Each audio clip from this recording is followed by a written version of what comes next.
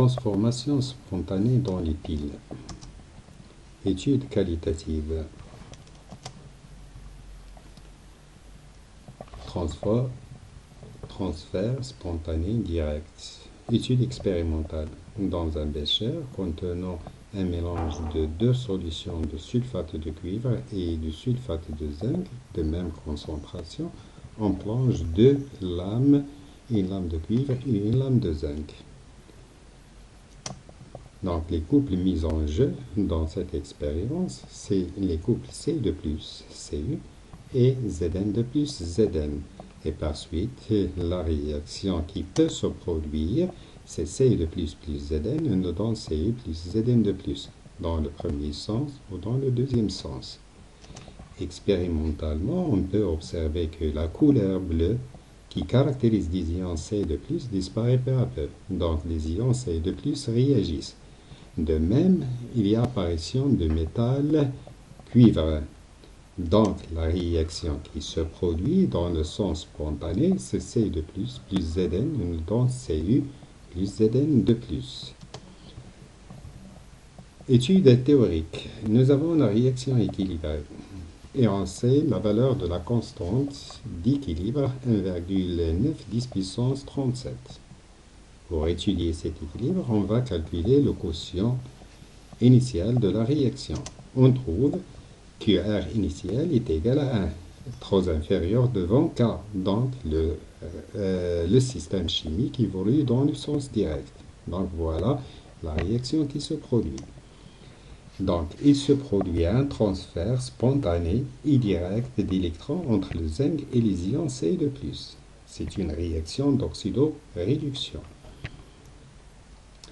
Est-ce qu'on peut y avoir la réaction précédente sans mélanger les réactifs? Donc, sans mélanger les couples, est-ce qu'on peut y avoir cette réaction?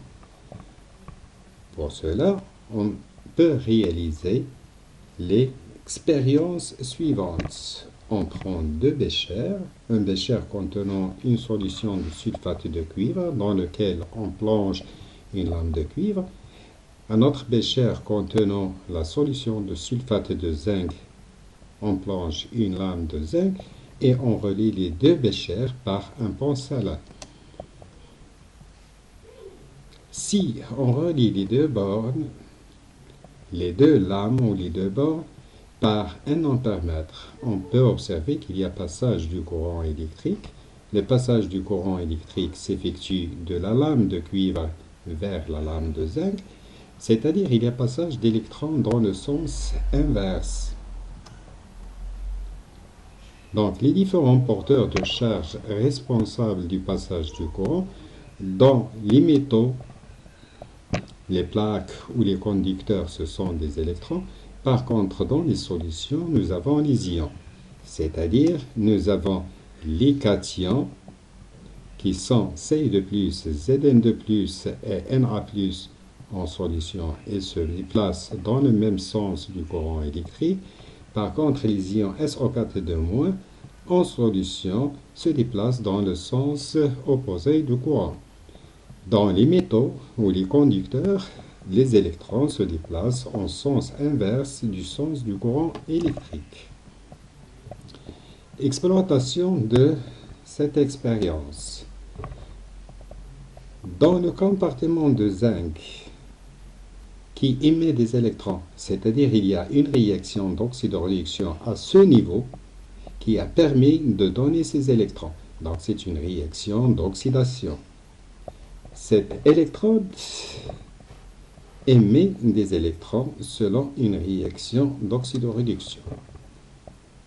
Dans le compartiment de cuivre, par contre, les électrons sont consommés. Et par suite, les ions Cu2 plus, ils captent des électrons qui arrivent au pôle positif et se transforment en Cu métallique. L'équation bilan qui s'écrit, c'est Cu2 plus Zn nous donne Cu plus Zn de plus. C'est la même réaction que précédemment.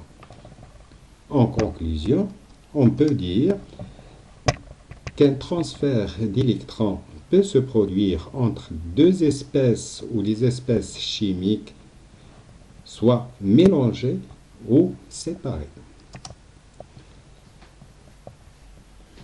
Généralisation. Quelle est la constitution d'une pile?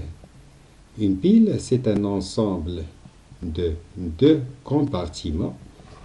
Un compartiment contenant des indications de métal M1 dans lequel est plongée la lame M1 et le compartiment contenant des ions indications de M2 dans lequel est plongé M2.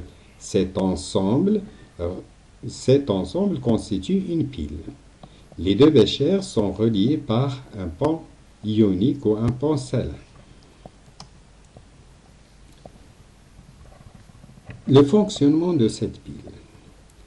Les deux couples qui interviennent au cours de la transformation de la pile, ce sont les ions de premier métal et le couple de premier métal et le couple de deuxième métal. Si on suppose que M1 est le pôle négatif de la pile et M2 c'est son pôle positif. Pôle négatif, c'est-à-dire il émet des électrons, donc on aura une réaction d'oxydation. Cette électrode est appelée anode. Le pôle voisinage de M1, c'est-à-dire le pôle négatif. Au voisinage du pôle positif c'est la cathode, nous avons une réaction de réduction. Et par suite, la réaction d'oxydoréduction qui se produit, c'est la somme des deux demi-réactions, de telle manière que le nombre d'électrons émis par M1 seront captés par M2. On schématise la pile par ce schéma conventionnel. On commence généralement par le pôle négatif, le métal associé au pôle négatif, les ions, puis le pont salin, les ions de pôle positif et le pôle positif. Quelles sont les caractéristiques d'une pile? Une pile ou un générateur, généralement, il est caractérisé par sa force électromotrice et sa résistance interne, de telle manière dans la convention générateur, UPN est égal à E moins RI. On peut déterminer la polarité d'une pile et le sens du courant par un ampèremètre.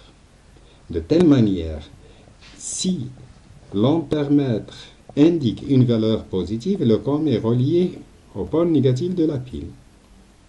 On peut déterminer de même la polarité de la pile et la force électromotrice avec un voltmètre. C'est la même chose.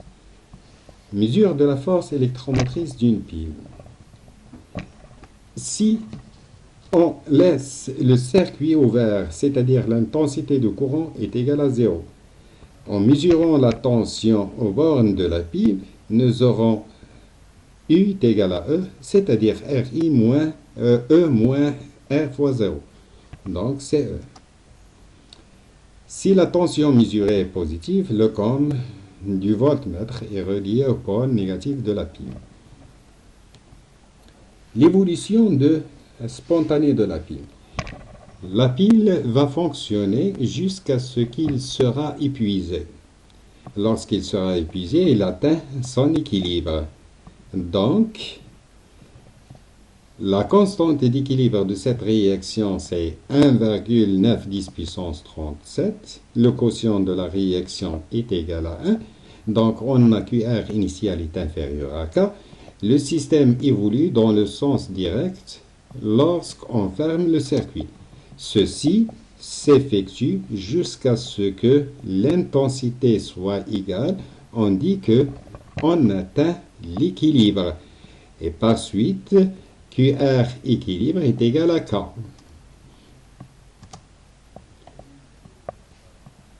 Pour la deuxième partie, étude quantitative. Quelle est la quantité d'électricité que peut débiter la pile? La pile débite un courant d'intensité I et on sait que I est égal à Q sur delta T, c'est-à-dire que Q est égal à I fois delta T. Q, c'est la quantité d'électricité qui traverse une section de circuit, I c'est l'intensité et delta T c'est la durée. Q est égal à la valeur absolue de la charge totale des électrons échangés. Or, nous savons que Q est égal à la quantité de matière d'électrons fois F. NE, c'est la quantité de matière d'électrons qui traverse le circuit. Il est exprimé en mol. Na, c'est la constante d'Avogadro. E, c'est la charge de l'électron. Et on pose généralement que Na fois la valeur absolue de E est égale à F, c'est la constante de Faraday. Donc, on aura d'après les expressions précédentes de Q, I fois delta T est égal à Ne fois F. Les unités Q en coulomb, I en ampères, I en secondes, la quantité de matière en mol et F en coulomb par mol. Donc voilà pour cette partie et pour application. Si on considère une pile donnée par le schéma conventionnel, son pôle négatif c'est le cuivre et son pôle positif c'est l'argent.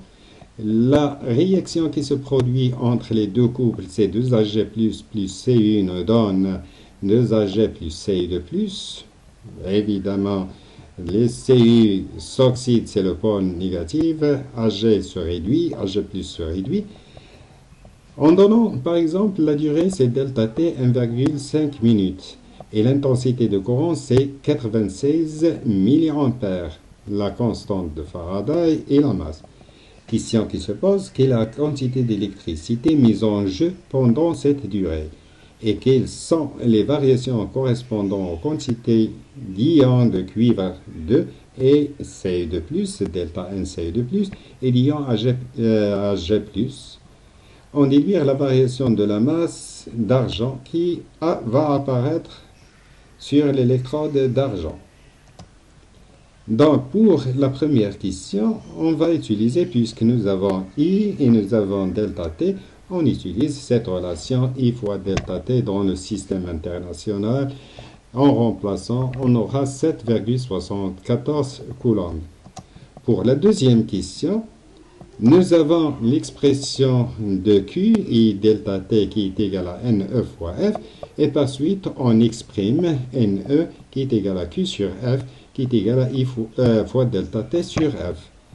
À partir du tableau d'avancement de la réaction, on peut déterminer l'expression de la quantité de matière des électrons en fonction de l'avancement X. Si on choisit un instant bien déterminé, à quoi est égale la variation de la quantité de matière de cuivre? La variation de la quantité de matière des ions cuivre. Nous avons à un instant t est égal à 0, la quantité de matière de cuivre c'est N4. À un instant bien déterminé, c'est N4 plus X. Et par suite, la variation de la quantité est égale à X. Or, X est égal à la quantité de matière des électrons divisé par 2. D'après l'expression de la quantité de matière des électrons, qui est égale à E delta T divisé par 2F ou Q divisé par 2F. Si on remplace, on peut déterminer la quantité de matière la variation de la quantité de matière des ions Ci2+. La variation de la quantité de matière des ions Ag+. On fera la même chose. À l'instant t est égal à 0, c'est N1. À l'instant t bien déterminé, c'est 1 moins 2x. Et par suite, la variation de la quantité de matière des ions Ag+, est égale à moins 2x, qui est égal à moins Ne. Et par suite, on peut déterminer cette variation, c'est moins 8,02 10 puissance moins 5. Passons maintenant à la variation de la masse d'argent. Nous avons delta N Ag est égal à moins delta N Ag+. D'après la variation delta N de Ag+, c'est moins 2x, et delta N de Ag, c'est 2x. C'est-à-dire est égal à la quantité de matière des électrons pour le métal Ag. Donc, à partir de cette expression, on peut en déterminer la valeur de la variation de la masse d'argent. Voilà donc pour ce cas-là et merci.